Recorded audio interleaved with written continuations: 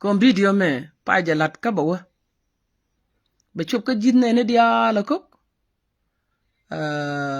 An chop mbi chop je jidne ne dia la kok. Ba nei de kon den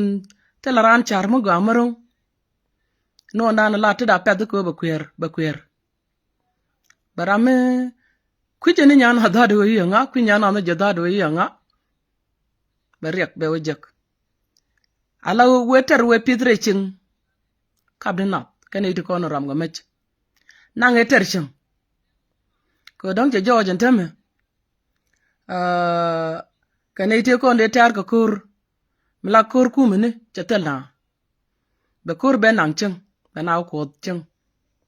Ba ko la we chi chieng aka kene chieng aka chigenyin chi chieng aka ne chieng aka chigenyin. Ajana na le deng jode. Deng ngu goro mo. Ngu goro deng tuang. Mango deng tuang gweje. Ami de teach.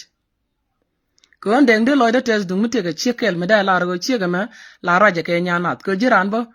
Chan ka de yu jigan man dia to ba yu raja ka da dil te ne ka chekel ke man da ro ke dang di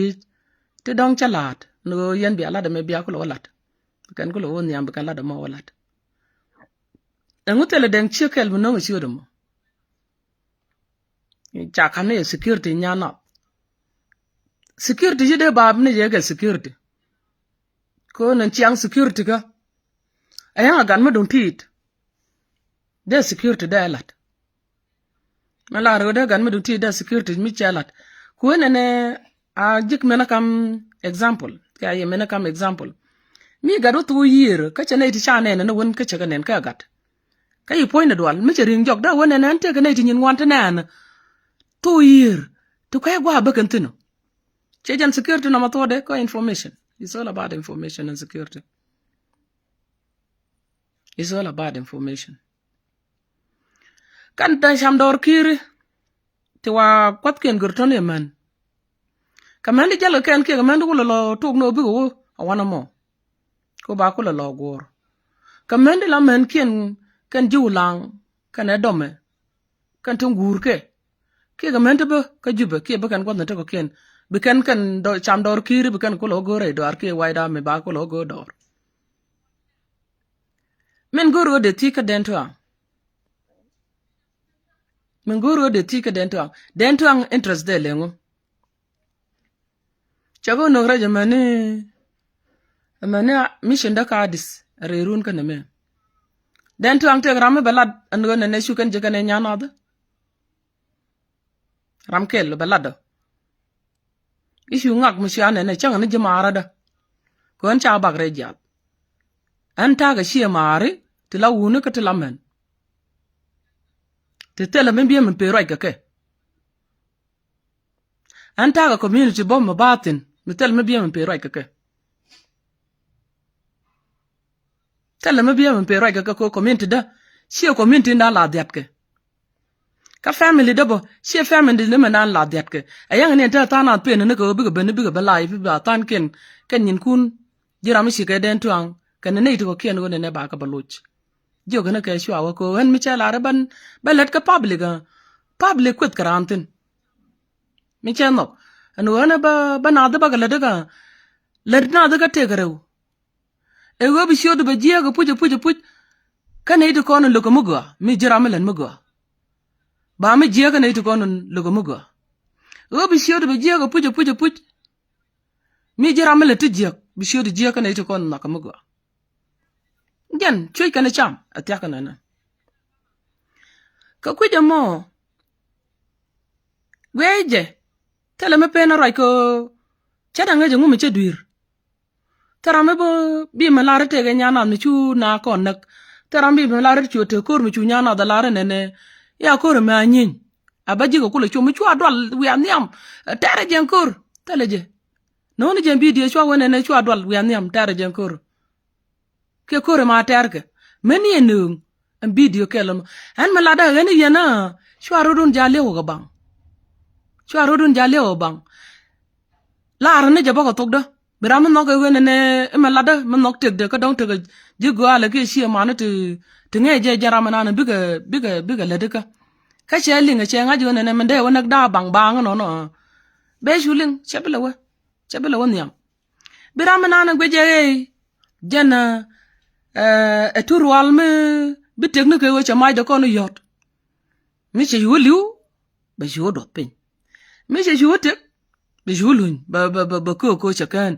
mi che jwan buda ba shu tari abriaba che mangai ko na ta na ta ngut kan ta kan abriaba mi cha bon medit kadi je che ne de ko nan chiran te ko bodan tamme cha ba ben yog linke bran la ne dung chaling ne roje lat ke chi kan chala nyanas bran la de dung chaling ne chi ke chala nyanas ko tamme me la loga chi endien me la longe family de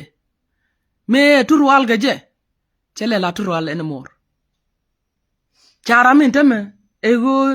chatega mi chakutung chang point da karo ade che joj bon teme la chakutung tego tega ngablo ay kan jallo aj medit ka janan ci bot kutung dut point mi cha bela poch be yu tega tek chana mi jieng melen tek chana me wal eno no tode an min de tie ka den Toang ke na ramada dia na mom ma gweje wona ne ide ku no ana liu ka je no ne jem video mo no jem video mo men bi bla da wona ne ishu nyana da la wona ne iya na elew nuga video de men nyam ka payro me barar tana jiyo wona ne yana an chawa nasir ka men chawa nasir me ya ti jinasir jene ko nga je ngwa ba balatin ta jinasir ti te ne duwag ne ti tere dulla bi kan nga je an cheng mala tok e put kien cheng mala na kaj chan nang ne nobdi ne da ne chikana lat ke te mara de ne chawa madwide ko wo dolen ga na chi wo dolen garam kel ka wa ke alarame tetede ka long me wo ka chan pero de la won jel alet mi cha kam la da mo go ne la da mo ba lat chawa chejen me chi social media me cha ro de genial cha ban yal cha goran gwe je no dong de jong ne thank you sara ko chi ngak chi loy da te ko chi ngak chi ka ban we ko dong gor ko tok ba to ko baling chana ban jogo me cha wala da jana chi social media ngu chi je ko me bia chok kor bia ka chok kam chi jangwada me la tok jane chi mar ke wona ne brahmana na gor tok be bore tuk to de no tele madam me shalat chokule chi cha ko yare jadad chokule chi de din chi le da long ba ko le yor pi chuo ka nyal ga le yo ya na chu yu to go kut ka ne okay me ja kwet ba chuo chwa lunjok kana ban jogo yana cha ban ka ID ne ka ID ne lada ID da menana ledka ko commission ID da menana ledka ka city sambiam cha ka nyona cha na jogo titin ka ID ne ka cha ban ka life wana me an nyoda ka ID ne za de ban met situation was chuo ku ban jiga bata di alcohol balen ana ba ban explain na roda awo chu ananga jiek mun ci tuok jane ne ana melara ne me shana la de ko ne ina ka na raj an ba ke go ne ta ke mandate ne me alad mi cha kama araj jo mandate ka chuong ka shangun cha ram nong no ba zu bu na ban raj ke na ka raj ci ka ta na de ko na ran tel ran mandate abukora la ria ko wa ter ka teli mandate teli chuong nan ka mi go no dor cheng tong mi te ko kwarbong ni te ko ga tu ni te ko commissionery te ko state governory we te ka na te la ruitin ayen rui lo ko rui chien te rui rui pa yam ten rui bu men ten ka ten rui cha bu wan men chup ka wana ma wan ta rui je me da rui ka da ma to da me e jen ko long ma cha ka ma ka chapter 2 ka jara mana la representative dun civil society chiwa again chi wich ko kone sharp ko if you remember tar ka pai wela ni cha wiwi chetu me chi dor to kana ser cha wo kon gad kira we duan kana kira chi mara kamna na machon me chi ne ideal ben cha wo mo kono long ka chung an ala nyanas me ti di riet ka an ala nyana da ba won nyam ban kana de kon cha shab jiga me cha lele kana ko gwanta tin la kori na gurka bana shonan bangod bana ejek chwana liu me sha ga ma puje si support ma chaben chwa me de to ko jek ka jen 2024 ko paiwel chwa longa mi chwa yen loy de chute ka ko chana promise chwa continue ko la do ne binadil chop ko nasir ko ngwa na right na tin lat ke ne kan yin security me lat ke yin security ke city sam BM lat ke ne kan yin security ke kan yin security to konan lat ke la gwandur ke la ya gor ko ne ba dwere ko jan gwana nan entop ka violation tin nga mi singu violated che jojo kan ci mare te ke ta mi chalat ke ti yo ba ga choli e kan ke wide army tele ka agreement ka rarsis tele ka agreement kan wide army tene ayotin tene suatin tene ne SSPDF ela SPLA ke janda mene da ne me mal e kan idi ko ne cha wona ne ka group no te ke arms kan de unified okay wide army chiram kel ke milono ne raj a wide army for your information ka chob jaka de Toang raj jindana de wide army gang mela gang ka wide army gan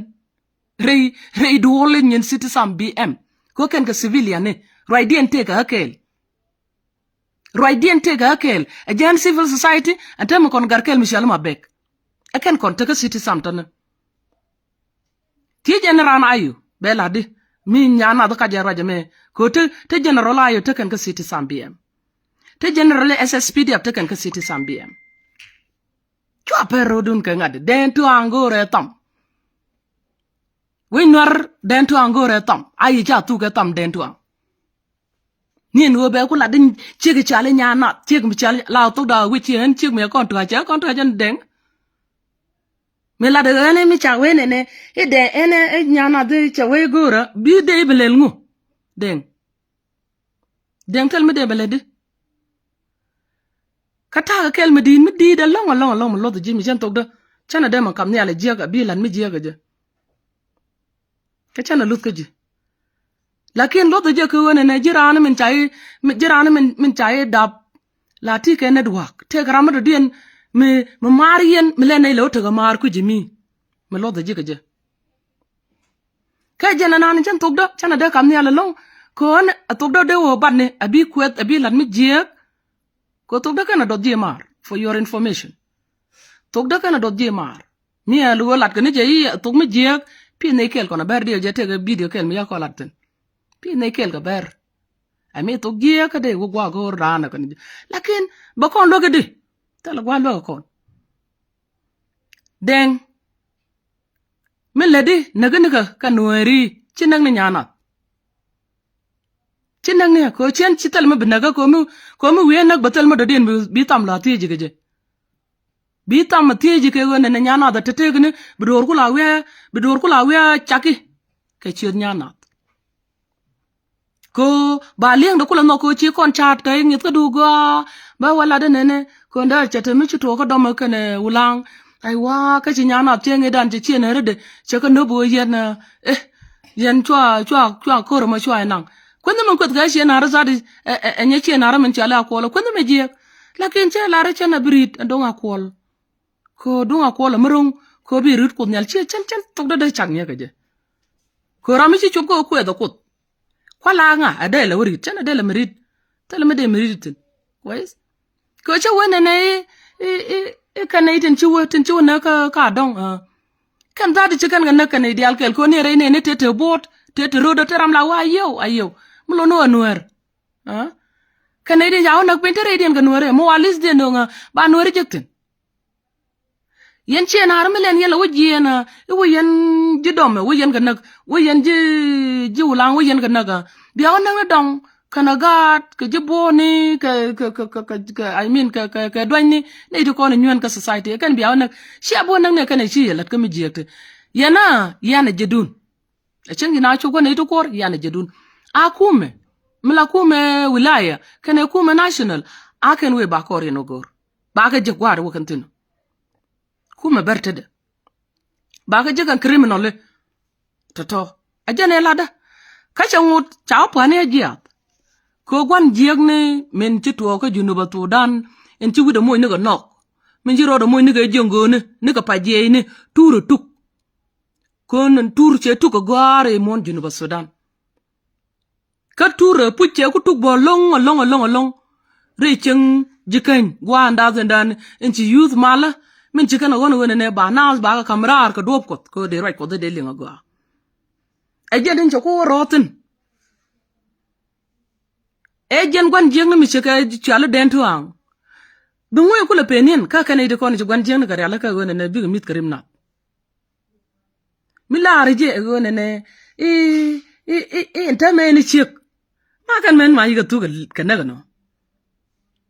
ko wada ban mi chi yujo okay ka men che ko yujur kan dial ko an mi ara mun go e ba kan na men de yujo ka men to na kan dial che ka penetrate dan de yen man kun jutu ka nak anno ma chi angu lela to ko na kar to ko na kwai Deng dung ci la mal chap na ma do dien chende roiten lakin wo ndang mana gan ko ntame ci ko kwa roi ke ci ko kwa mira la jen ci kan ji bona ten ko na lada ko kor pai diok ne di ko na la ji bone ko kor pai diok ntem kan ji bona to ka ngana chu to ni ta kamen binyanga de janga je wona ne chaude chenge da ne gun bumbum longje kerum ante me chapak chari kaje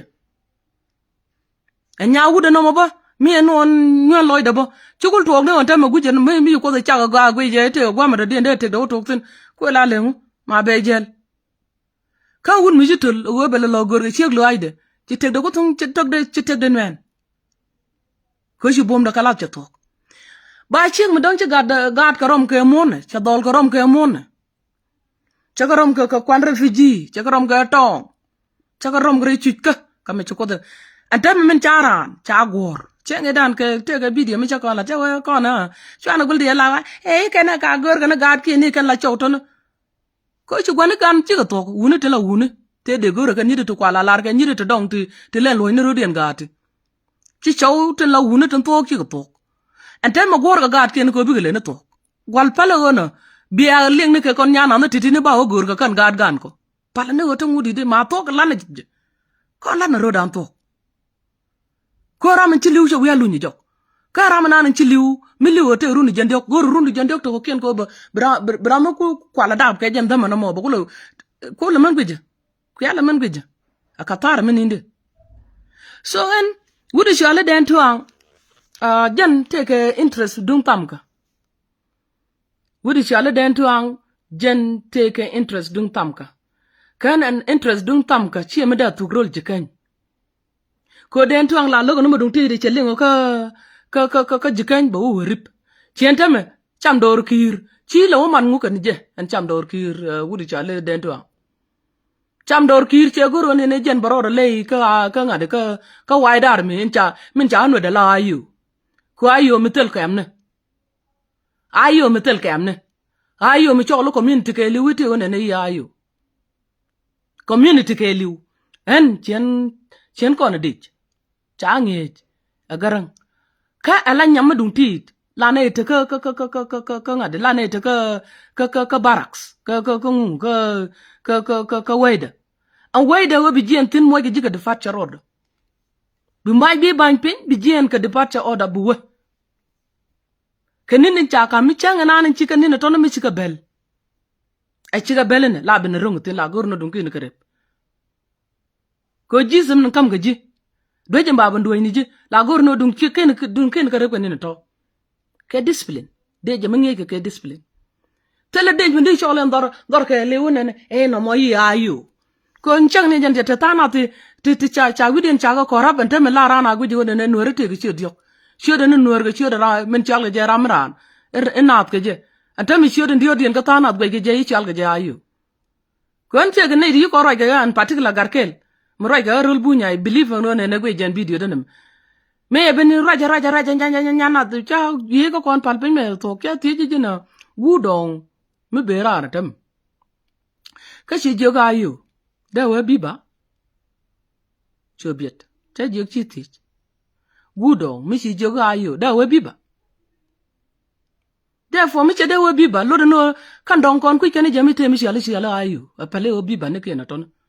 lakini anta me chete ga dit ke wona ne ayu gbe ke je chere mi Nuer organization political organization neme misinformation so an cham dor kir mi chebe ne an point de ko principle nyen cham dor kir ko kan tera me ne kon jog zar mi ne ko ro kon jami bi jogan chal ga cham dor kir or whatever the case is lakini anta me bi belati biden Toang balad nene tamete ga men ti nyana recruited yen men wide army so where men wide army kana men cham dor kir e wo biga nyin men wide army biga nyin ga men cham dor kir kon an cham dor kir gweje che goro nene jen baro daga puje nene ba ngene te la chal ke rem kur en la rem ngene ne ke shanda ne wal te la bunam ne mi shi rodin jako ne biga bunam ne anta ma gor ka ene to content tin shi goro ne ite ka program mi shi alo program mi lar ka je ite ga win mi gor ka ba system de ba ben change transformation shi jana nan te kantin tene kana lawo kan ci ga jang na rodin ko gor ka na bu ka rodin wedal point na jen bi denga bela de ka nyana mi te ga men ti che recruit kamen ti chakulo moy ni ka yewen kamen ko le tenen ga telephone kenan kamen ti I mean come on are you serious den Toang Deng mi gadde jikan mi ci nen no re kan jel ga ji dan yena groupe du men te ga programme kenan to ko jarol jikan ken dor jikan gor ba jakko ba ker ene dor jikan gor ba jakko ba ker ko dundu den ko da wo mele berjene ko da wo mele berjene ko expose ko bangach ni an ka tangwan na go dong e gule te ka te tok te changle la rebe ni jogdien e dong te ka te tok te gule ala de en ol gur jina gu lora mitela mi tok mi tie ga jine ne mi chir kwan ro de ka dor gwan jeg ne ma deng din ci telo ci mo ga juelen kana tongwan jeg ne jen ci dot jor ka ji ma jen ci dot jor ka ji ma jen shaitan original jen mi ci wo ka men ci ko na America jenen bot ka ngu jale de Illuminati wal jale de chal ga jadinen Illuminati Illuminati ma lo de no jin ma rim ko tungulu ga to kweta ko ngwami don te ga pek mi chala ri gorke mi to rim nat ke je bi ko la gor do ko jin gun mi to ber bi ngaji bi mo ko to ber me te di ba ngong ba te mi ba ngaten are you serious are you really serious Deng are you really serious agan nyana yon kere marwaje me la de dor ga chiode me poinda nya tiang an gat ka ngekene agone ne en me rwaje ka kichiang ka an ka jigo ne dor chang le le jiga te di mite ga mi chedal tan ngone de bet ko karo dar yalla ka agan te kingdom ka ri gwan jiang ne ka ko lamma ga je ka zafana ya chigo dio lamma ga to ka kana goro ne e barora la dare lam ga mo angaje ka chuko da kam chance ne ba te ngai ke je mu ka ji kan mo bor mu chi ka na mo ka ala wo ku men dial ku ka lo mo keriek men tin masakin mo ji ka keriek e ke nya na antama ma kala si de rol ji kan ko en ran ba le jana na wi wu ka de ran mo wa ji ga telephone wa ji ga ni ga an me de la re ja men ji kan ye ne men ji kan ya yen ku telephone kun ku ya ka chag ya ko anta men chi ba wona ga ke wa ye nya na me te gram ni ri no won be ne ke wona ne te ke nya na kon te jojo wona ne yen mi shi agat kun pe ni shi agat kun bele jako bi liu ko kan te ndanga chenge chi to ar kan te bu ne ga bi ku la pen kanas kan te chi liu ka dio je kan te chi liu kan jen pai dio ko mo te la ran ka ke mi chi luny rar ta me jel chi ka liu ne ga lian ko chi mu bi min di rano je ka Bruce Lee che liu wana me ka belo te gwam ke jon rambo cha na gwam me ka belo ben ka mu bi ma de dien ala go jene I jarama nan ti tiam kora me liu na ga je chi mu bi alian tok ka ta na di je kan kan tin wala chi kan ngaji wona ne kan $20 te kon te la tolke kan $20 chi gwadin je to kan tame chi ra lo do dala jen me nya na te lo do dala jen nya na ka bod me dong de lo chu ni ju gal yang je boni tame rol bunya wana mo kare pentin che ka rol buny long antama chon medit ka ron na nyam ron ka roade ka na ron ka ne tu ka gwa ko lo te run da run dio run ngwa run die be peng ne ka ko ta na da charan to le chatok cha pak dong tel me bel long reite ka de kamit tel program ka tel rambi shul che kan gaden cha nak tin cha tok pin ka pai doctor twar ga na pin chi tor ga na lat pin ta la ram chi ro do rel ka ko ba lo chul me la de la rel ka je ka chen me dan du cha na ka spele de shi da de ka lis ne ne te kon cha la matais ne ne te kon cha nak ku me la te ka lis ne ne ka la ya chul ka ne de ya na wana ma nga bi ka chulo anga bi ka chulo den tuang te ga yuti latin pin ya la nyin insurance na ne na america ti tin turbil la budu tin ta chete insurance ti jin to tin chete insurance de kwa insurance ran ngun no ga le jika nyon den min nyir ga ko long le ngu bi ko lo pok we pan ga we bad kan banti we ga bad kan unity state ku ga lo bad kan ga de ko nga what is it I mean go roll jika le ngu min gor rol jikanya long alongo yana group de mo gor kana ka jikanya min gor yana long ka jikanya lengo min nyir yana long ka jikanya lengo min nyir yana long ka jikanya lengo mena tin ga shauke yana ga deliu shauke yana pit kan ga atkin shauke yana mo ga ka kwai akan liu tona chwa wodong wo yen jeng no tong te wo yen ga to redor dam ne ro da chema da biero ko kon karte chema te yeno en ne chang chaku wana na gor ne wana na ibna wo ka kum Junuba Sudan pal ga janga bi ti den Junuba Sudan pal ga janga ram pal ga junub anga bi la argon junub wo gon junubun junub me e du nga ka men men ya la ram men ta ga junub leri ram nan ta ga junub kan nyumi go kon jiken ba woni ka ko mi lar jene ne kan location nyin Nuer ite ga nyir menti chara laka ko ne bi kan location Nuer bi kan gogor Nuer ko alaka kan ka lay doar chang ne lay doar la nga je rubu me lay mi dian tatan ne pain le ne doar la nga ka ne me rub gor nga ka ne me rub keo ne me la nga je rubu tan mitene kwa ni tin ne me rub lo ni na me rub yan ngai ka rob zado ta kan got ken chen kan ka chiling mi chal na jikain doar je ne yo le doar me lar ga je kon jikain doar go kon le doar ka ji me la de je wona ne kan me na to ne cha wona ne ba ka gor kan cham dor kir gor ga ka wot ta kan ka gwa wa gor tan an che ga mo ching me be ne kan che wo ga gor kwa kan men ken dong jel kel ko chere mo kulo kam na information mo wo ken jel kan kel gamen is it what you are telling us gwa mi la je wona ne information na ramo wa ye no ka jube information na mo te ke nyana juga men en rek ma jar ga ne ga dambaro don cha yan ga kuida information ga ko ku me na na lede kuma me ku kala tatene tene kan ka position tin min gan ma char point jan dram na both class ta dung governance min to security pinde are you joking jin ngi mi ladi ma len rodo la ko equip kamela ladi jane antana ka information to be ne regime so te ga naiti shahaya re torbel ndomo ma tijina na ga tam te ga naiti moji ga yo jinti ga naiti moji ga yo kwa jigani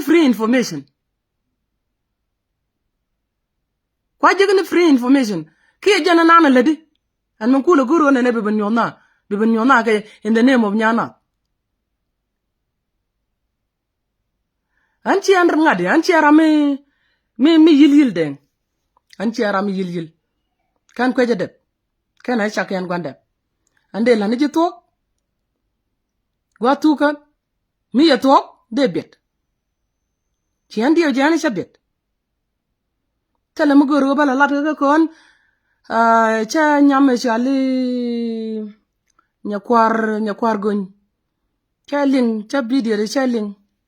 me yakutin and all that ram kel ga nayti cha video de ling shawe gin nyanat engula la re doro no ka bu lo to ci mara karama ku yella dor ka bu lo to rama ci di yu kan bo wona ram la to ci to rama ma ci de yu ngaj ba rama me la de doro me ka jogo ne jiwo ne shu lele ne ne me mi jiek be nang jiek lu rodutin rodutin ka bi top ni ke wona na wa gut yo chi dun ko gut chi me chi lu ga je che wo chu gwade anga anta men te dera rameshi dwen rameshi la to kwa ji rame dan te me lu ga ni ji anga la gwari ga monta ramen kwa gwari ga kwa te ga mi chi dweru dunia na to ko che ni something must be terrible wrong for sure huh she man ya rolante yen te chere mate o ga mental doctors psychologists ma de yen wo ngad ka psychiatrist de yen ga psychiatric doctor de me chi dire re ni ka dun de look because something must terribly has gone wrong huh te ga mi chi dil dire long re ni da dun re chere kun ka re reason ngadun so ka la ra je wona ne deng jindung tam ka du chi betuk je kan ka even worse in ta me chi ku nang na men ko men akan ta gad kien te liuto men akan ta ga chau kien te liuto men akan ta da man kien te liuto ram ke li je go ne tele tek mo go dong ya chau nda ko dong tele wood me gan me dong tele gwan me ngote ko dong da man mo is everything to her a chau go je a da man ke je a gwan ke je you know is everything to her ka dong chau na ke dong chau mo ka bot kan men chien to no mete kan garam kel let me tell you ke 2018 mete ne ka pisto ka kartum te ga men ben ka hotel te ne nyuraten men dinum ne anda mane dan we ke ne one ne chien yana we je ne one ne te ji daga to ka kan kon to dwele taten so ko lo ngaro one ne ti men ne chi ben ka biga ko chi ga ben cha ngare ne cha ji mala cha ka ben ner te buga jinub me chi ga ben chi ga ne ko ken kon chane lo la gala kon ka civil society an kon chi ga chala amir den ka chi ga chale ala kir malwal ka civil society kon dan dok chane nyor kel ka ji OPP ka ne ji FDs gwada yane nyor ka hotel kel tana cha ka nyor ka academia ka khartum so no hotel anamo chukan membenten ane te nyam te ane kukan information ne jeka ke badila ala kir ko ru jala wazir ka Sudan me chiga ben information ne cha ben jeka ke dai chiga mala roden tem rolan e kana wuri jala malanga wan cha gat ko cha ko tul ko kana idi ko kap ko gat ken ke shan he chema loy ko jon yenne chema loy ko jon yenne loy ko den tek jon yenne emijiak ka gad ne tin chan kan gad ken ne tin chan ko tel ran gwan me bi protector ran gwan le me bi protect ke ran nere tel ran wut me ko e protect chwaka nang ga kor mu ku kan lode kor me tel mi loy de loko ku je zaro ram yen ni me ja ga nang tan me na kana ana cha nang ga da ro ga dan de tu wune me ji ne lingo luñ ma jog ma chalu ma long awan ne luñ jok baga de baga ben wa e kani surana pour rode la pour no rodo ga dum ndol miti ga niet bu ko ban pinye dolol no menti metodien ko bukan ko lo ka dar for ganya kana mo adar pan me tek beje ka ko la gwe menti la menti tel ran yu teli yang me bukak tan jal ga jene ke chuk chengelat kana ne history no mo kana very sad history chicken we re kartu mu kurana jal tin ke chuk la pat re kartu ke 2018 ne ka pat kin ko bi ko la ngajo ne tin jubum ne la ka rodi na long ka ne tin chan tenterichin jubum ne la ka rodi na long ka ne tin chan tenterichin neme si me diri nyana tel me diri ka tel me de nyana da melet ka ji deng yena group du min ci rodo yalla ka wona ne jere ceng siaka jek ala wona ne ken tele ye jallo ay ko kwidien wandi enen tetke tedi enen ci ye tedbo men ngeji wo loramo kake kar loddu ke je ye lengu ajen bu duran ka ye berit ci an birido chien bi rido ko tela interest tinu de kong no loy kot ko an gwanduiri de kong no loy de mete go gwa me da latin si ko jawda de top de mana la tok de lat chemen chao ka go ne te go gwa me la da dong dien kan wai dar mitin an nyana da kule guje ne chere ke lat ke chere men jeng jen che mara to lange dab ka lange gweyen bilbil en la diamond lenken Deng chende mena me dongo junub atel chi mara totona ka chende mena ngu role Nuer atel jikany. This is something that you need to take program do min jine nene bi jikany ibika benaka je be pele taka na role kir chi role ngarka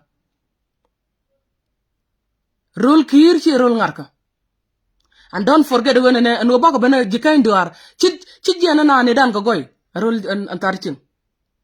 china jene dan ko goy Jena bone ko an kam ko chieng bo ite ke tatere chiru de lel tinero da kon jek bala ko kon last class chene bu mon gor ameni mi chaka tege PhD holders ne chaka tege master degree holder ne chaka tege dul goro Allah re jikel Deng mura de lum Allah de jito gonje mura de lum ko western de lum ko center lakin loy de shalum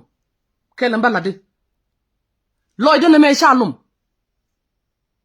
kelen to do goro ba nubi loy de shalum de lum na tara ka tarte le rey roj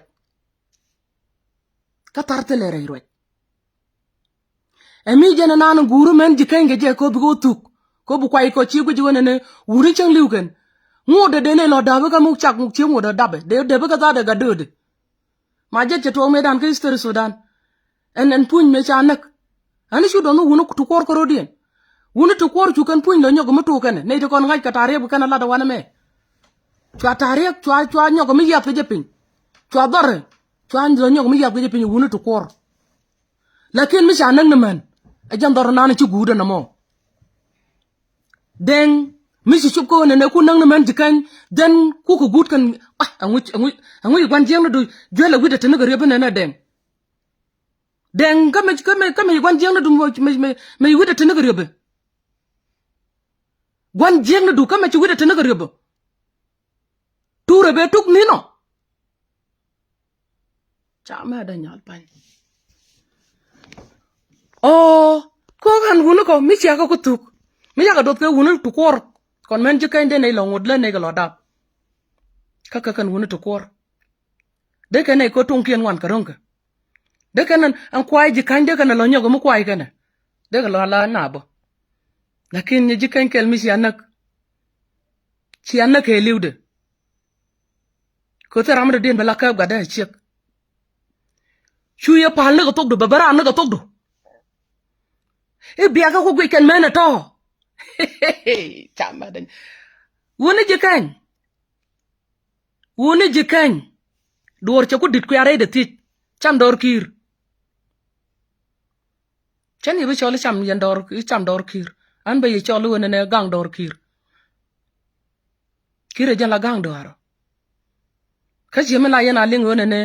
matiange ka kira won ya me brul gong gor angwa nan bod matiang man bod we ka chwa goro gure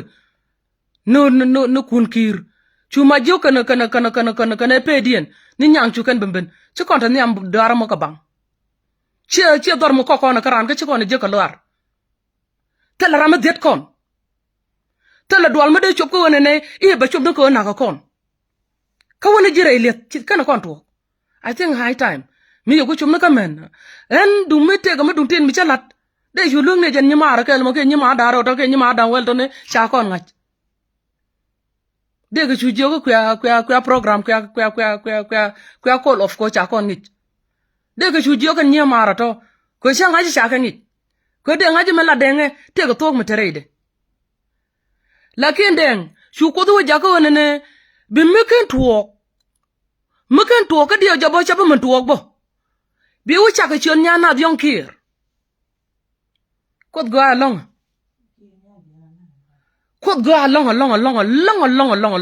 Deng. Den tuang. Ngu churo du tang ma ji jegna. kut gula ga long kon mi che lat ka chiyo ko de ndong de wo ma dio bang de bang gul liu de wo dong te ko tok ma chang bur de lo re ana wo dong ka de dial gula la de la te ne ma dong tin ma de tok chang bi lo rem no wide ko gori tam min ci bang min ci tok no bang ka ya jaro ron yam ji ko dia le wonne jene chema ci ka me penya wero gwa ta tene chema penya wero ko de shada ko deng che ka ji che ka deng lere ci ram kel chune je ka diso niga che mare pa ne to ko ken deng kam ye ci ram kel ko ada me chine je ko ka dis a chang bala wudbo mi chune te ka appointment e chune je kam ne ci ram kel ko mission da me ci wo ka dis mu gor no bi ngaje mission nguka e jen kulo goro bi moy ka dupti ba ko la balat ka je ka yi pena tot ci pena tiagana na ko mission da si ladu an ko chen report ka ji an chen report ka ji kan yen ka ta lada chen ga no ngi ko to kon ngu ko ni ji tele mok ta minyu akona tele ko min tu minyu akona ci ko la mar bo ka riya tele duoro ndana la ngadi ko yang nen chang nen wara ladimo den cha ya shal ga den ayi juje ka tok jani ci jen ci la shal ga ji jinti ji te ga ci ji la mere tok du elun wuci le na den wuci na le tok du elun la tok du elun ka tok ko jinin cha yi bagre ji ad a jin bro ta mene jin bro ta mene ka yene to kon gor ga den ko biya mo ga tam wuci akor den goro karna do wuci ga goro be pe da me biya yo goro ne ya kor lo kon ti rul je kan yene kan idi tin kan ya liu ke yene mi ya wo ngedi ndong ya nan ko wi yig no gon jeng no kun illuminati no kun lakin te ga ne ti jepala ti sha bulong ti biya ngedi ne biya nak den ti sha ngedi bulong bi bo ngud bi kan chara la na da la ngi ken wona ne me e du mede ne me tele tok mata reide ne me e dung lep ne me ram nyeng na chemen chala do ne en kor pai dog lana la tatin tege dam yela nangten tege yen mi yela yor penten tege wal mi yela topten tege dama mi yela topten tenen go ne kan ide ci liw tan tan ken ngaje na pan ken ka sien ka ji mara tan ken dong ci kan directly Kariam tan ken ka kamar ka wona ne chemen chalara ne no deng ta ka mudu tin me de lot ka ji ka kwi mar ko te ram de mar ka mu mar ka ram de dien mi shana ka ram lo de long ne ke go lo de ram mi chana de go ne de mere de nen ka ne te ci kan janung we yara diu ka riu ne te ci liu ka che min nyel tie je dien che min nyel mene ga ti an go gwari ka ne yele ka ke mende kula no go ne de li adi ne dangu ko kwiji karnat ci tandu ma dide te jwelen gude ne garibe ci jago jen boni dunde kene tamdu me loy de rere gwe je tel ma de dien me de tege jire tege deng men de jangnu na america titin don di ben boga organization me de be logna na ga jen tem di la ne ten tok de na be loga je jin wur me din me goy me din mi shege na mo ene we atok de nyaga kap ko chi je ne na bilot ko la tok de la de ajene ko chaga la de ajene ba daw bar gon ne to ko ken ka chi jen so ko kuje mo en yene ideal to ko nen tiben en wo andeng program de men chala to ne te ga men teacher cha mo ga phone teacher wallahi ayo wa deng meta ga yeda chi kan phone ara manga jo ne community mute mu ga me bilatin wo elo de yele ngo ngaje rol no ara chan ba to no ba balet chadane chale tin ga 90s jen chala to ga rol no ara wore lo ga wana be nyana dial biling worol ga wora ma bi nyana biling nyana dial wor ka tieng bi ka nyadin kene en point de jandin en dol ga dan de pot ka din nyadin en nyana dial mi weekend wale ka ci wayi gweji tok duka jini jiran fanga wer ka nyedin ci gut nyanyin wer ka bi ñi loro du tudin bi wolat ka nyedin bi ko wolat ko diene ten nga ji nan ga generate ka du o jen jirame dien wolat ñi loro ka nyedin biro jegram padi ku ji ka jinun fanga wede fanga ngidim ke joy bor ke ni nyana dial an fanga la fanga dum na mo chet a chen gul chak roy ko ne yen yong emer nyeg din kang te kapak a che jana de la gul chak chok tin ka ji mara de tin de yipat de jogo ne me ye nyana yong nyemer kan fanga we jana chien ma di de deng chien ma di ka panga de ni ji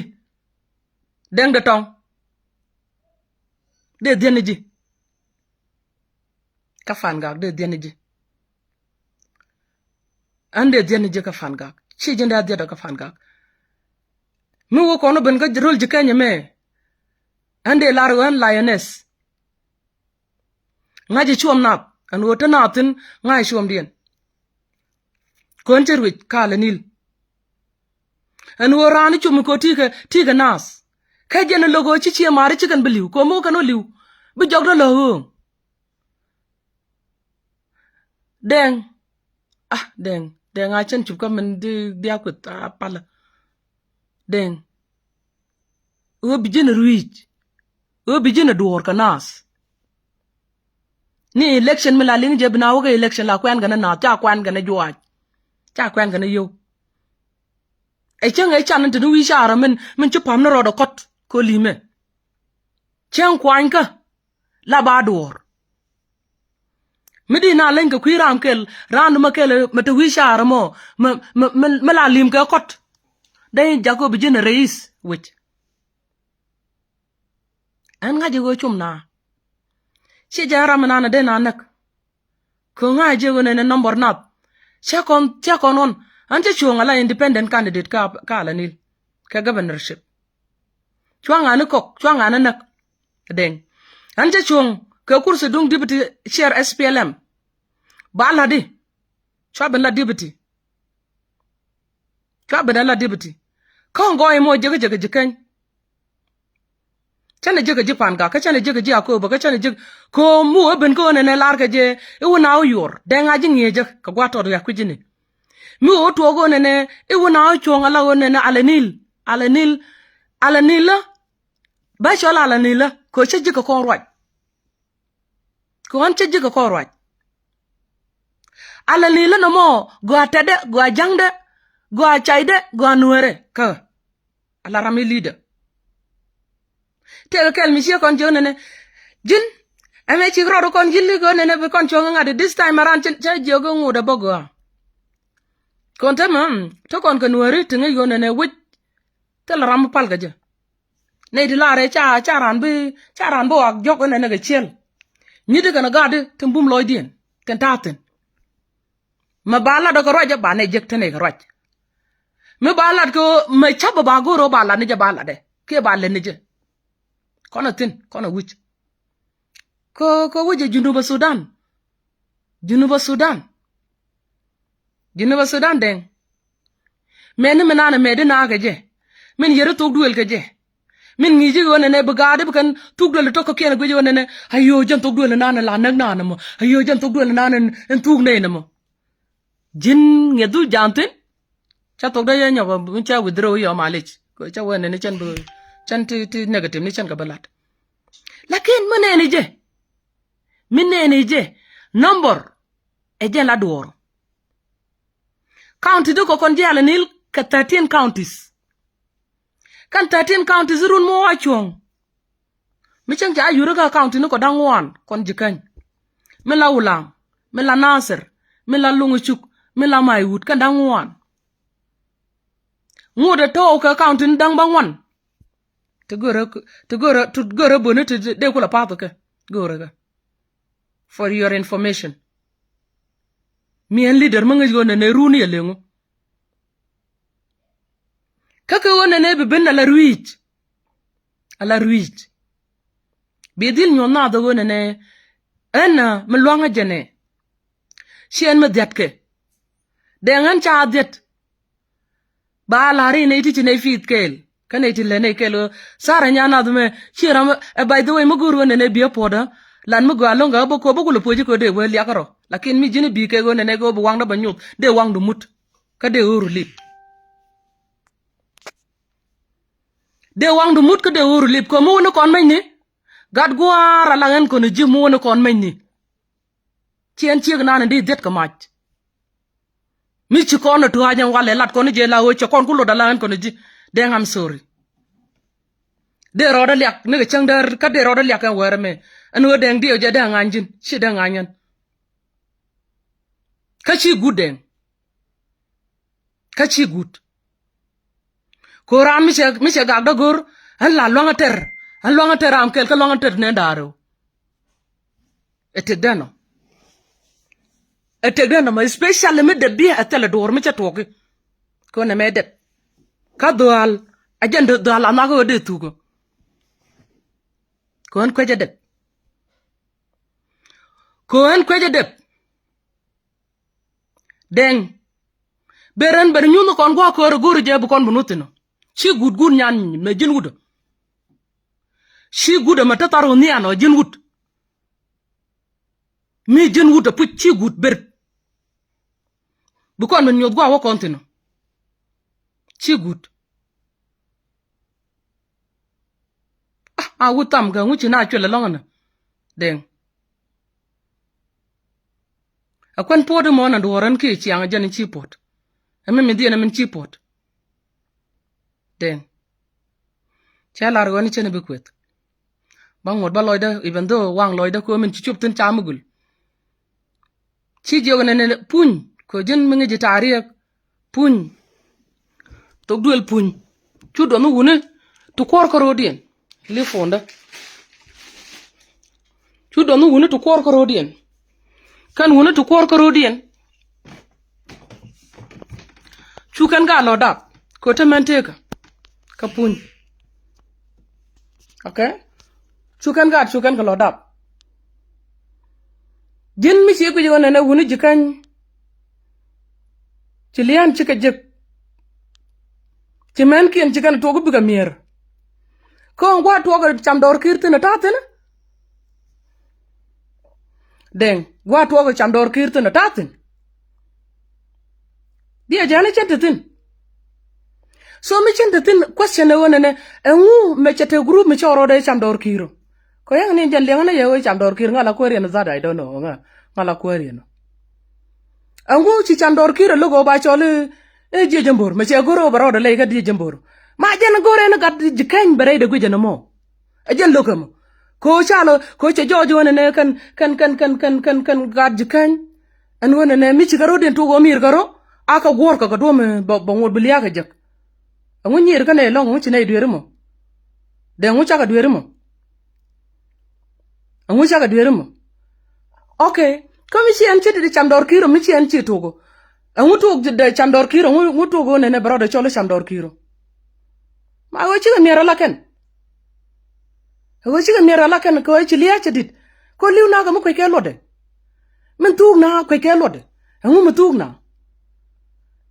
mitel program jin me wiya nyodo ne te ga mo la lode puj me nak na ci ma la de ji en bala nga je ba ur ba wor ma la ma toko lakin chuni ke go ne e tar ga na ka liya ba ngno liya ba mitel ko ram ike wo chante tin nyam ko ro ni mi ko liya mo mu oben we rama we to la rama we na ko rama te di dia be wajena ala no it does not work and I don't mind luom ku ke yene group dun luom ku dun ko la we ben yal bi ka ben yal they would say whatever the hell they want to ko kan ci ro den mek tung na la tung bir ka men jello ko ci lo nyana ko kan den na ga ci gaat ka kan den pen liya ci gaat ka ci gaat ka kan den naka ka gan men ti ci longo ne deran chup ka dis ke ga gambele ka ga ko ne ci longo ne ba nanga Kampala ke ba nanga Nairobi ke ba nanga ne to ko kien ci kan ka ga ne tin ko ne tin ran kwa wetin ne to no biji ka loy nga ba yaro loy ko de jen yar gum ne ka te mol ne ka te kai coach the humble and the meek aken ko nan tin ngar na ka ko mitel ka ne to ne nguchi atwar kana kot ka bo nguchi aga le jogo wi akor no chaga bi jogo wi akor ko shiga nas you will not use them kan te kal kon kula werom kan witin e kan penien ko bi ga te peace chi agor bi ga te mal chi agor bi ka roden lo kon kwai ko bra mi chimeti kama ta de kon kula wo lu kon wich ko chen ko re wal mai dum kan yen chwai yen kon na kan je lia hello mi chu ben gwad mi chu stress no yo bu ko ni ja la no gre ka titi ato be yelet nda chana gur ka gad cha kon gur god kon chi kon wotin gur kan kon one way or the other ko kon let kon je ka ke chi ko ro dan ta ka gad kon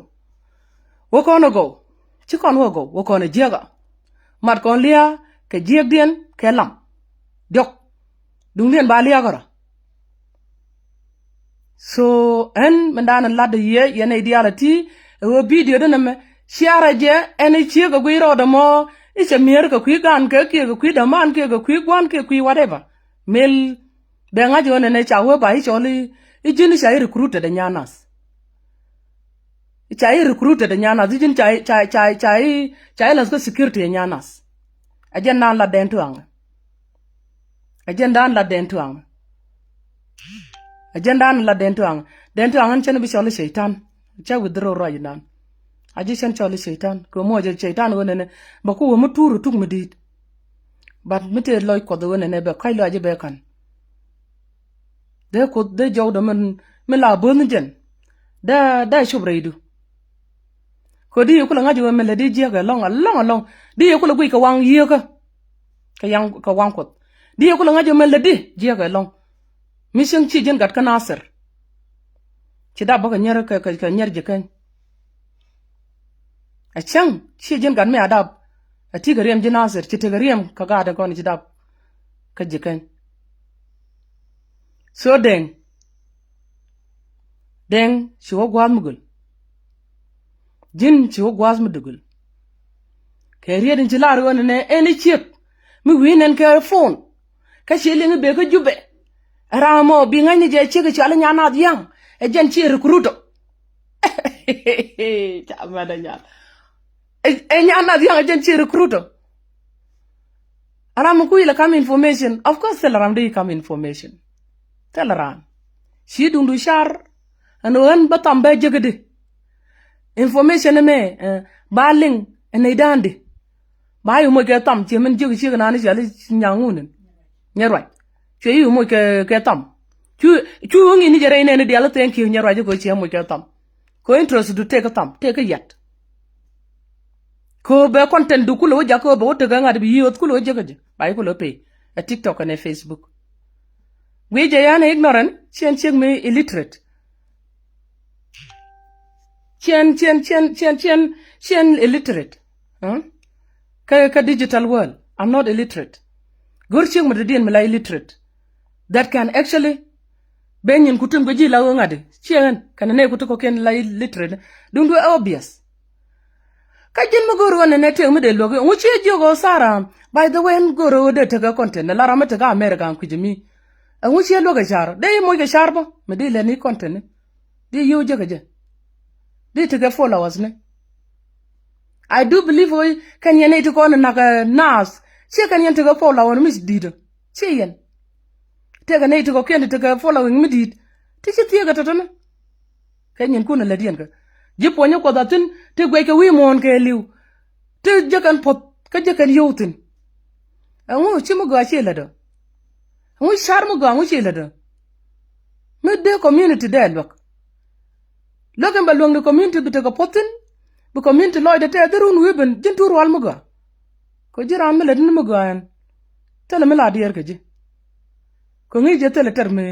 mi chipit lakin jira mele din mi ji la dier e cham gi je gwa ke jan gwa to me badil tene gwa mi bo ji ten ke ja badil tene gwa mi bo ji ten ke ja kan gad gutin kon la budi ne aladi ni je wana kor yen gad ta Nairobi te yen gad ta East Africa te Kenya te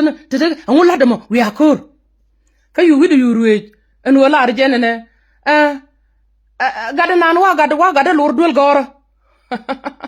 we gad lor dul gora we gad lor dul gora ka gad jug ne ka pala dul gora we akor ka gad mu wi lor je dul gora mu gawo ne bagar na ma chi me de na ro den mir gaje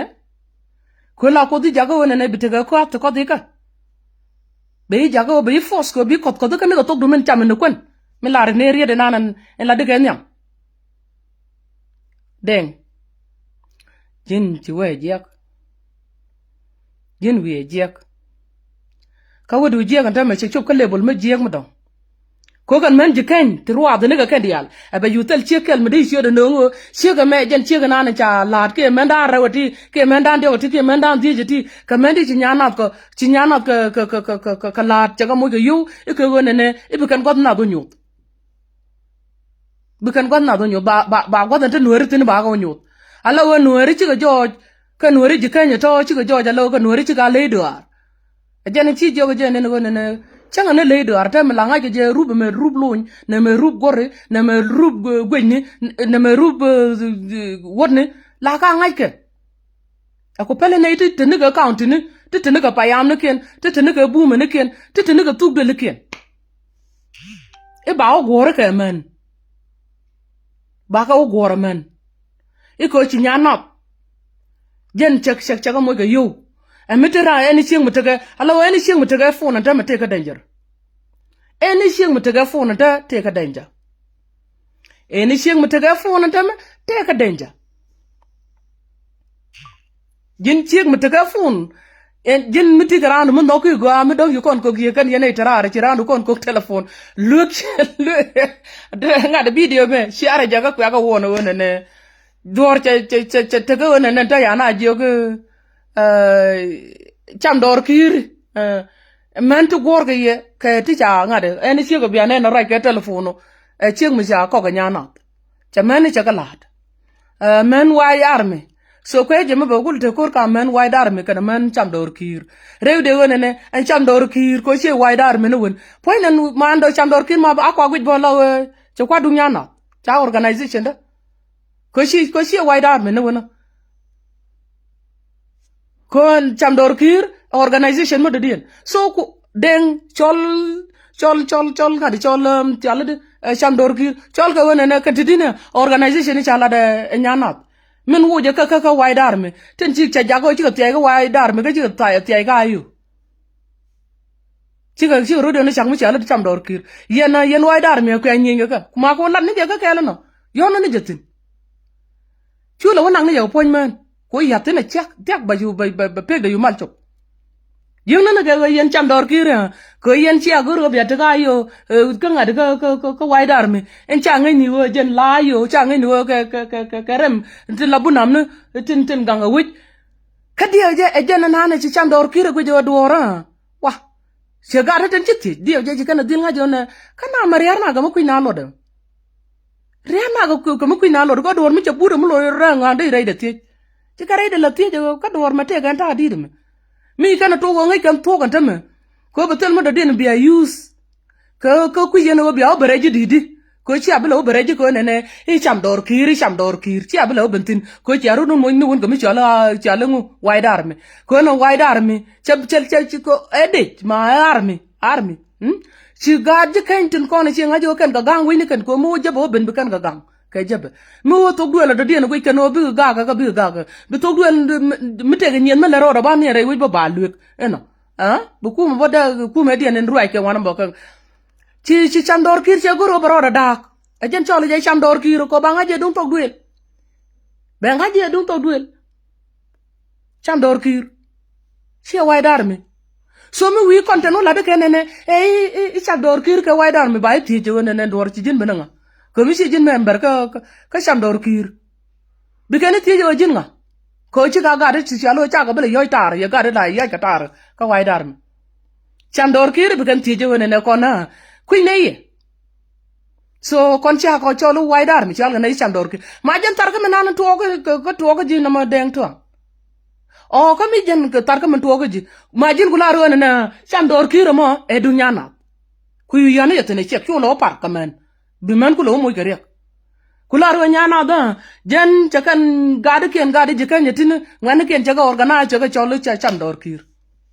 ke gang dor ki chaga wo kere ayo shayo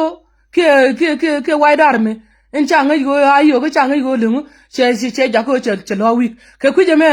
ko ngi ni yete le kor me de ngo go cham dor kir e na dor ko ga gad we chi gar me of anything ka kan gad kir ah chang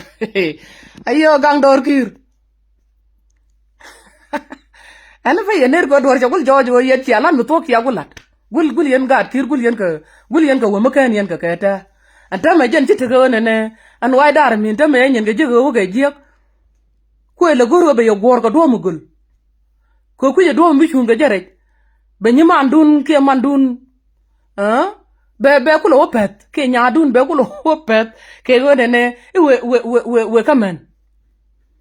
dong rai roi ni ka ten ko na la da te la da rai ne ne dial yema la da roi te dong te kel kel ya ling ti ya rai di no gor ya to go jekte rai ka ten ko na cha la da to ga nya na da ne me je wi da rep ne ma ke ne wi da rep dong ya te me la mo to mu ja je go ne me a to ga pu je men cha la da nya yang ne me ne ko ne me lia a men to kontin ma roi kontin roi ni kon jo le den en lia elia am roi kontin ne me che bul me jo ka ne je ne me che mu bi che drama a tok liuna na jibon nyen mai kor mai ka tin tame ka chulo do da dolul ka jikanekin bi je loro te chala den tuang ngu che yu tere sine ka te la je ka la ga je ka nga ten bo ka kan jikan den tuang ngu che resi no ngon be to ko jifan ga be nyu jifan ga go resi de la to ga je ten lo ka kan jifan ga ka che ka lo ka lengo den tuang ngu che resi no ngo cheme la na nyan chi nyam go la nyen go mala no go resi ni mete me la go resi be go no la evident en wu che verification no be evident ne be go no be la do to me la da jene ande mu che no en wu che de no rew de wo mo roi ko na la nueri mu na ben ga chiang ruje la ruje nu go tudan wona ben ko yorna enne ma wa gora ba gor kala nit chana ba gor ga jongle ga chana ba gor ga unity yet kan wari kan tetin lakin ko na jurisdiction dung ruika ta ka state ma batin ma ba gor ka state ba gor ga ji state ta ga state mo ma wa gor county ba gor county na batin ya biya jikan ngandi alzad ka ji ga biya tiang ngandi ko tiang te ga tiang mai hut kata kon tin kon tiang lungushu chitiang ngadi chitiang mai hut chikan bo bene e ko nyana de nyatiene no ba jeng na ran che nya jan ka gagong ba jeng na ran che reng ka ti kana dile ba ka ngade ti kana jing ba jeng na ran ga chai ka countin bat ba ma goro kana to chiang won chiang ruje man nga nyaro dien ge Deng miti yu yoro mu gwa benala ogoro bi na president of the country aiwa jangwa nanen kan stene dande de benefit dien kula wajekte cheng wala ro na wa shonga kursi wit junuba Sudan ba goro ne kan wora kan stene dande bu kan yuro ga jangwa bi interest no re ka liu ba kula ma jodotin ka mele ren wada ta tam ma wana me ka state interest de te state Allah ka mele ko mi chang wo goro ne o de benala wazir ka national ke de benala la commissioner ka national ki any other position na chi president tel man goro junum ne dialten ka che goro ka country states ne so ba goro lobby ka lobby chi me de wonan na ko ne dial ku lobby lat chi kana na kan me dana yakon bare ku kuma ka kana ko nak ba ku lo tuong ne ka nga je wona ne lobby ne ma lalat ke dide ano lo bingi me lalat ke di shera mananu kula tong no boga siyasa aram nga yo siyasa lalat ke jadi nwen deng dung du cha jojo te me logo ke jikan mi ladi wona ne nya na da kam ka dung du cha jojo te me logo ka nuer ko ke jak da ci bo ne I chal ga didi ne kan jibanti oti I chal ga ngune ne group de ne chal ga didi ne chal ga ngune tora bori wala tor ngu tor something kera me we tor bor ne wal tor bor so group young people dung wala ti te ga banti uti ke de jambore chalare dung fan gak an la kan gade central ne ke na ke ganen kalaw I do believe in chalo chicken mir you got a loga chakala yoy tare no more ko no la gana loka la dar dio gente me lo nyo na kon chi kon dar mo hor ne chi dunda ya dor e wala nyo gano de na nok ni dor na jek de ye nyo do ne ne makana Deng en men jel ga ji che joj an o tum no na za ni yir ni je shi goro barodo kwai shi goro bore nat konta meledi jin na lawo jin ledi no bongre dundu ne ane je bongre je ngula lele mo yene de ngake bongre la lat ke jedi ma shi nyunu jaran wo nyinyi ran bu we dundu wo reje ni je lakin meledi ni je woy o gur ni je ba pot ramo jana le den tu anten den tu angoro ni je wona ne mo je tugdol nuara mo je ke bongre Regan Junuti 64 ti jen bakel hu dongwan la de naka ka bongrech konta me mi gweje and constitution making process ya le ni tame chine wa commission and taten sina won ta ka sten dang badak ati min jok ba ben next week balun ke juba timin to western equatoria timin to central equatoria timin to ngade timin to warap ko ka sten dangwan western equatoria central equatoria warap ke ngade di nene ko ngwan warap ka jongle ka jongle an wa step down ka jongle ka tet de to ka jongle ta lakin cha jogana ba lim ne lebolo beben ga paikel ko tane ke ka group me bo rar ka paikel boko lo lunjo ka pairo kan group no to bi wo ka panai ka unity state ka three administrative area then ka national institutions be civic education and public consultation but you talk and civic education can a public consultation any talk duel any community any group magor je wona ne ba ngot bina arwaje didi bigar chuta ga jawten big te submissions ko lat ga ne permanent constitution ajana lat ga and permanent constitution let's say chekan kon jikan in particularly and nasir kan ulang let's say min bi kana lat ke dum so ba da red ka ke cha ba la da lungu shu kana kana mayut donc let's say ke lungu shu bayu donc de lungu shu donc da yutarar tan longo ko gwante tegane agwa matot ngade jena ka ngade jena ka chalade juk chi jiko we do bi chugame ala malwal gaut jena ka ma gaut be ko ban yat ka machar be jwa kam chenye jane na marum chenye jane ka chireng then ka kuyela todo te ka chenye jane kuje de dien mi kam nen ka chireng ma de dien mi ba kana ga dwan an la o pegen dini jana long dide ka ga dwan okay dide ka ga dwan go ba kan wana ma no ga gwang we no ga gan ma jiogen en jiro jeni buro mi nika ngade nika ja so ma ba la da ka jangwaza mo nika ne tarke ne di kono bi information to na rujin baro ai ni je rom baro ni je ka ngot bi latken lakin mo wete go ne chikan butaga makan ga shuka ka civic education kana public consultation biga submission bi kan ga tobidi chinen la danger ba de na culture run ba mo ngorien wona na ba to roje mo ba tobidi bi la ne yen koname and permanent constitution a people driven ledenas ka gadu je ka lede ton ci konne te ka PMT rajin bar wayni PM kuida kujimi be lat kon ka ci ka liya da nana ci to kon tam men te ka pipeline ko gulgu be lat kon ngu mi jeng ne yo mo pa lo dua be ngu me tetin ala wotan ko no bukan totono kan dial tum biga yen be lat kon mi si be lat kon den lo no run bi kula we jeng na ayo ka na me chang na je ka ba ko li chang je ka de ka yen ka ni dun dun nguna ba ko bo constitution ba ko bo ngone min ba ko la je ru jen min kwala to le je ja ne ka keni ne rew de wona ne antame rona bag ba na lat erun cheke jen mi chale public service and public service kan lat kume te ga grade ne te la lat ka katen te kan ga klane te kan ga kap re lat me la ka lat katen erun a chang bana ga dun wun mi chala ga lwa ke wun mi chala ga wet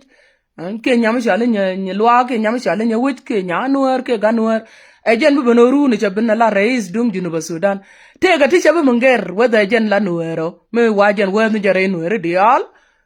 te ga mi chabe munger ko ngot ti chi ngot be ja ko be ger let's say don ne ejen dong yan ka wazara dung ade dung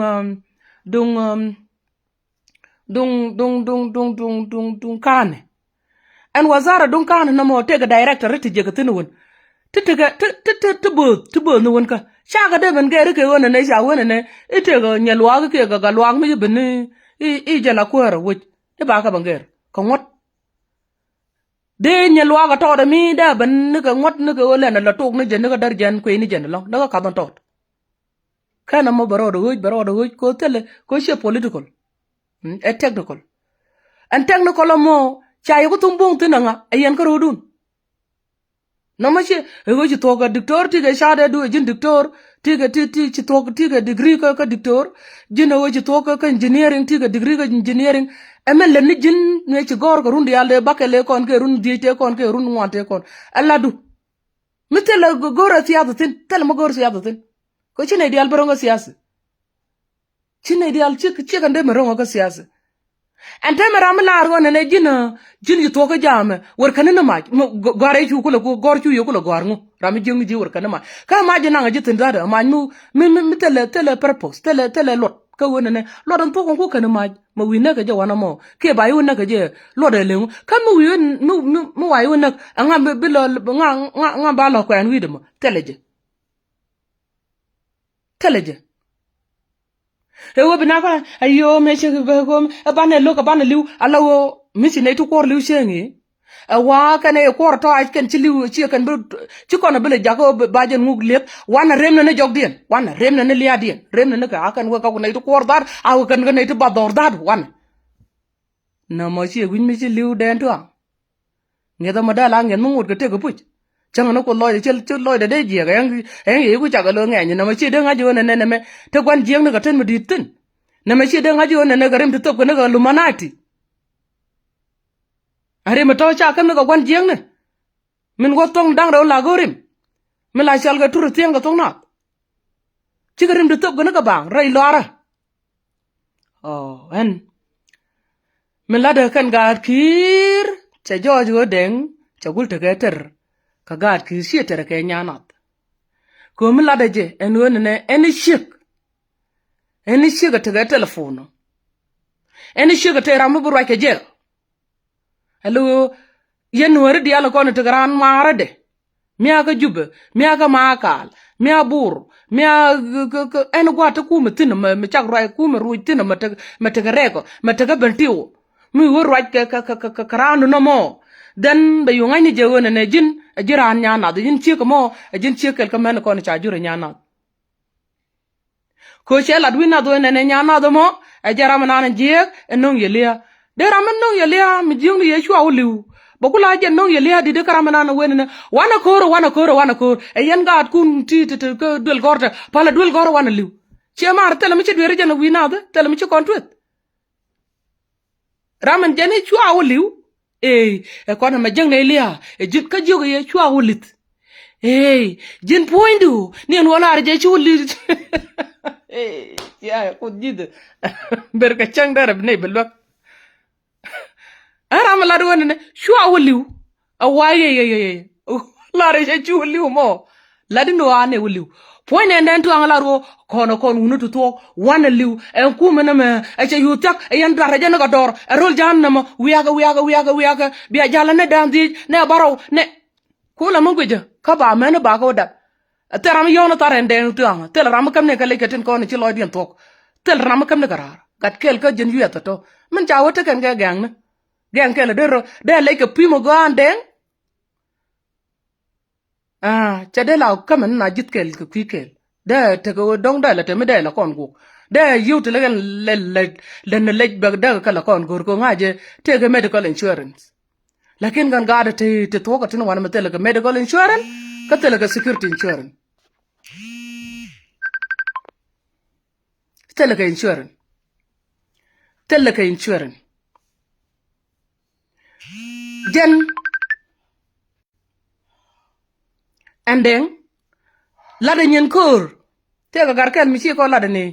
sa we Deng gan mi mar ga je se jewu lo gwalin wala ce wo ko anan aje nan ko la su Ruac dole tot gadan to loy daga wit mi ci warar cara roy ka kan re yira to ne se chop ko da nan kena wo gwi no na mi ci ba ma da ni jogda su je ko na me bina ko la joge kor mi ci bele bon bo abina nyodo ba tere de ka men ter ga dadu lengo teleje su Ruac du mi wun ma do den ma la dol ko ma dol ga ko do pu den ni ga Ruac gat ko no me dan ci ya ga caption ci ga caption du mi ram dol ko den ci ga caption o den je dol ko dol ko da ejen tu ga ngai jangane ka dol ko da ejala no mu ga ka dol ko da te ga tin wana long to la ya gangatin kala la demu ga mala ma ga ran ba mala jan mala ba dorar la tiam go goide te ga ram do de ni ci bin jio kan den ano den ando ro ngon mi je bana la kor ma tar ga rol jikan bu godo ko na tar ga korutin cera me shek bu godo ko na tar ga korutin bu galat coach i bina chu ni ne bina woni ne cha ku ba ga ma ga ne ba chu te ne kai yo cho pe ga la pe dun chen linga wala de den janga yo ti mo lo ga ne kan ta no ga ndi ala wona tele mo gulo nyodo changa ni an chen gulo ne wona ne te mo lo tin lakin ke dun de cha ko ngaji gulo te mi di mo gulo lot rol jikan ko ken nyam me ladi chemen cha lar me nana an niga shot ko nyalan tek ko pinya werante me la denge amutu ko ne jeno gwa me la poinan changer ko tungen ga pal tare ye ko zar mi chande ben ka social media rew de wona ne nyadang chaka chan ko tege riet ka tije nyen ka watar ka gwa go loy dije chaka yo chan ba dio no poinan deng arama te garama marken mo le ne lo mar ko ludo karami cha jojo ne chandeng chana de la goro de la kwet ba yu palana ko mi ku je wona ne mari elengu ala jen ko kwide chen kwide be ben jaba tolu ko ne min cha kwide che tol chana bela tol kwide chana be tol ko che kwide che tol dara ma ka lat kwide ni ken wo che duore che wo chak e men dia la ko ne jel ke telefone men dia la ko ne ten bro karan ka jube amene do kono to juba tamba yan en ramo wa yeno e nyanat ala o ka Nuer dia lan to juba bia pot ko cha wona na ba yan nyanat ene wada bili wona ga nyanat chiamar o chamdor kir si ayo gangdor kir si ngade si fom nyanat ngo kana ju yana je teno nene manen mashallah gangdor kiro organization nyanat ma dai ngong ne teno nene gangdor kir ko chi de jembor chero de cholan wide army chewan chalga gangdor kir a specific dargal gan kir e chep dargan kir e chep kana la bab ala madidum Michal ga wad army Michal ga de jemboro chele la de ken ro lo goro baro le cholo de ko goro je ne dora ab amle binganga ko che jojo ayo jen tele ngadini tele maskere men ba ko jektin alla de che mela ne te maskere ko meta deja tele maskere gen la jeg ne jan doran che puat ne charor jeg general la kel be choli jan doran kel mo ke liu ngada mana garan paida ma gara kana dab ya yu chigang dor kire jego ne ne me nang na ka me chalo da ngach se la ra ba chol gang dor kir ana pa to ay kur dum pa je dum hay jawa ana pa to re ta de men go mi che jojo ne gang dor kir cha mi chile la wai dar me ani ci deng tuang jogo tel gwa mi chut ke jare ko ci kana bela lar e gang dor kir ye dum dien cha tet ken wo ja gang dor kir wa gad kir ka kir ci kana ko yana ma ko bo to ga ane ru da ko organize ko kontene ge jitera kontene ge tere ko to ba ngade ci ro den kuri alaga mirun a changa po nyan ku me tel ku me de le jena wa ka gang dor kir me la me chede me la ga chen ko en rem no wal ka la lar ga to ke bunam ne rem me ngai ke ga tu de ko ndia la to kwa tu de jana kwa tu de nuera kwa tu de tet rem la teten rem ngane me la gang chi ka ke ne ko ne la na ai go be a pe ku je me be a pe ku je jana te ga jeb rem ngane la teten baro gor me ko re ba ko ke ana ma la teten me ngai ko ne te ram de ka je ngade so ko ndung dan kan tok da bandak chat ban temi chale de jembor de kan kon mun chole de kan kon mun chole de en temi jira mi shiga den to anga she gu ju tel gwam ba chodrai ke je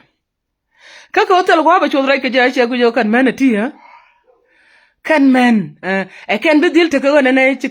chicken bay liet gan ken chicken e jek a bet en ta kan bidil te ga chapto na don kan ci gar ken jo ko kon ngune go ne gang go ba ne gang ne de kon la be ba ho ko ban pe ka ba gar ko banang mu de gor ne ngwen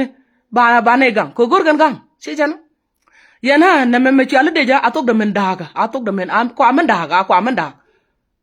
ke go ba ga moy ga ret ko ne de kon kwa na use ne won ka do mi cha lo da ngai chicken queen here da ko men me dong jo jo nga di be men tine ka men nya na ne chi ke chala nya na diang chi ke chala nya na diang den tu am chi ja le nil bi jo ke nya na diang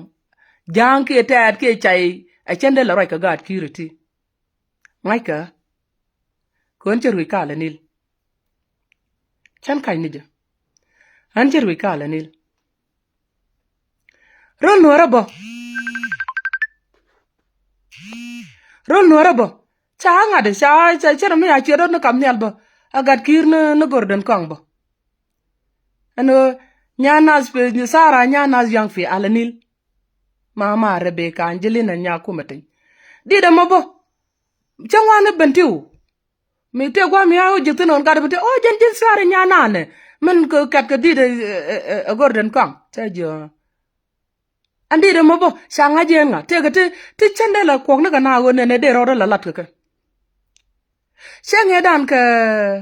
2014 cha go ka nasir wi yer bur bi jwa de chwa ne de na tin ko na linglin sanga cha ba ngai ne me ye nya na jel ka linglin mo ane te ko ka go ran la ka dwa lenga ka chai nen die je kan tanga na die je don ka la nya wa me ko jala ka tet ka jalen ka linglin chwa kan gaji kan karo den churo den ro da wi yer ka buru bi ka shi kan karo kan gadi te churo de red gadi daro ti chalo chwol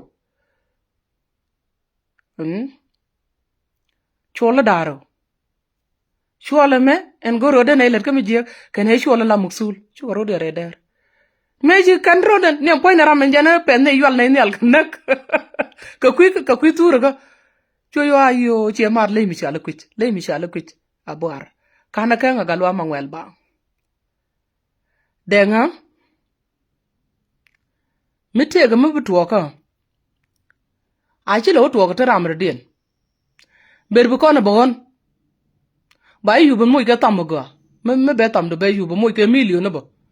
berke bu ko nyot gwa barum tin be gwe chane bu bong tin ka chi bu bong tin jena ka america berpin shuga la rejam jin wut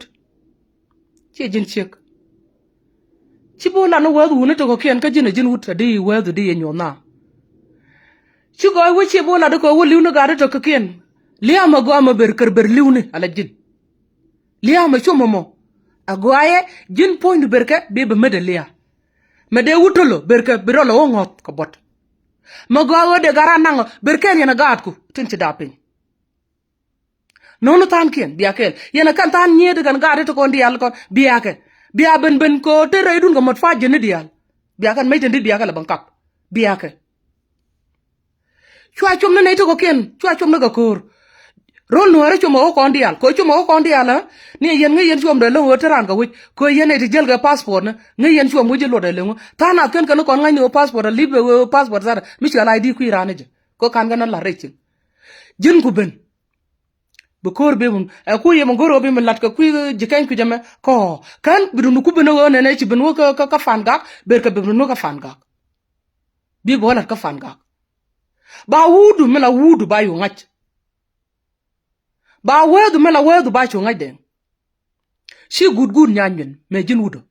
mela rego kanagar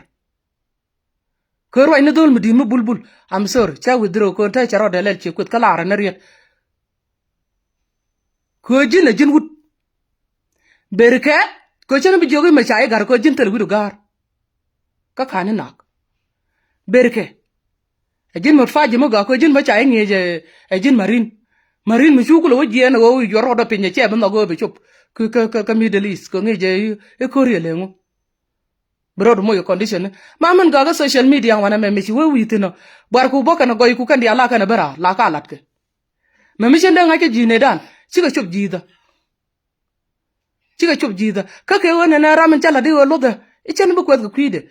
chen la la go roba ben ko la chang ne rien tidin te jata kalkal yi batten and I'm sorry ko kana la de bi bakwit ko ne ji den chi gut me jin wudo ko ngaje wudu cha ba garaje de gar widu lakin beje loydu ne cha gar me jin wudo cha gar loydu kan widu ko gar that is fine ban me aloydu garo ko jin wud chang mala gwe loydu che de kan ta ga da de gor ga sitianatin ko ringa nani ci kap rongo ko di ni ceng baka setiana ko le ro la ti je bon ne kan ten ga ya lo la ga dia na ci te de setiana gor chan ngoda nga je jin gut o ci din ring berka den ci gut berka tan gan akan wadi ala jin berka yena kati bekel ka kan ten tarar ka gaat kun biaka ci mar an joga ji baya promoda kan social media me an ba yaliaga ni sio nukun a sio kun yang chupkan ngana ti ba dorkel ba ko en ngandial ka ba yaliaga ni regan ka ba gat kel ba to regan ka ba jogo berke chitu men rod dole je bentano ke wudi ja den toang shi gude nyana ka ne ku dial konon buni siang lat ka kor ka social media le an gat kun menu biya ko le met o lia te didi bialia chiga $20 chiga $200 ko yo laga na tutun laga na tuk lakin lia cha doga ja tuk lia mi chi liu bialia ba ala benon bikan chana ti biga la wo kan biga kan doro ko ken biga ko tong kan mon na ko ang baga la walat ba ya la wo support kan ka yo bia ko la ngaji wona ne te ga de kan ko ne men jagni yo kan men tere na ko la jin shi gude apel wona ne jag men jikain dial men jikain to pingan dial biga la ko ka danger ka nyanat ka jokaj ka biga wala ko biga tere ka ne chega bianen ka telefono en chega alo antena tele ching mo do den bela wopin mi ci won ka juba ke wo ma kal ke wo na gwa do den ci wo palo ci wo reng lu ni wit ba gwe ni ji mi ci tiai ke wo na ter ba gwe ni ji ci tiai e jen mi cha la da nyana mi jira mi wo wudin whatever do ni bena Nairobi ko ci na kan gat ka kona ka East Africa e wo e ci wo je ke nyana da lu ni jen jok pe do wo biga dis ko ci je na ga dis ko kamela di kan na biga dizadu ngoda jen tiai dis ko ci ko ma je dilu je ke nyana mi jaga roy allo telephone chari ka ta ka man jikan kan dia de ngeter minindi ci tijenen ngu chaka lep ke ji kon jikan ko wuni changi do na go wunu to kor rol jikan ma de kan lo dab gat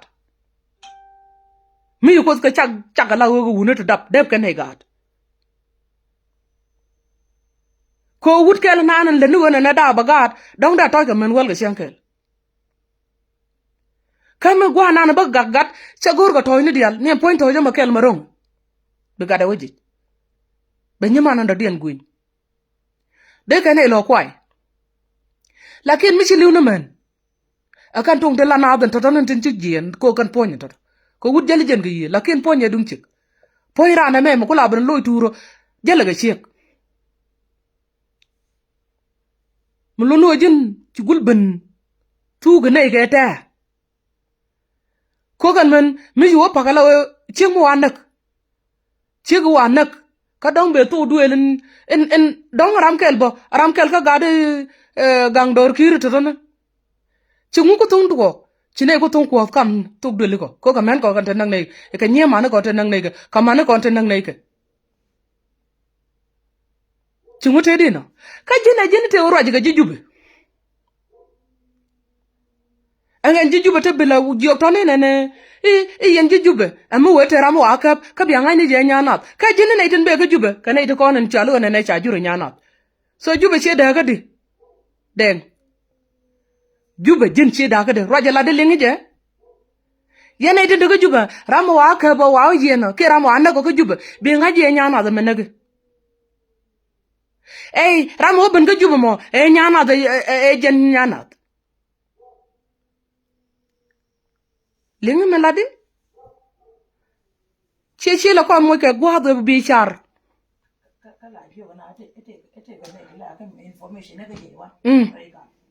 ka te ga informant ka je1 ka bela nyana bela ogoro ne ite ga information nit bangade ka jin je ga information ka jube ala point ala de je jin point je ga information ka jube so na ma che ma de pim tena puch che ma de pat tena ba abi mi nga bin nit la de ci bling na peleton bala da ne to ko mi paga pim ko la de rodo kra ala wo der roja rodo tudu jin kra wadu der roja rodo tudu jin kra den der roja rodo tudu jin kra america tagar yemtin mo palga ji chai pele ko ne icha point de guer for your information point america ni ngwan titin tagar yemtin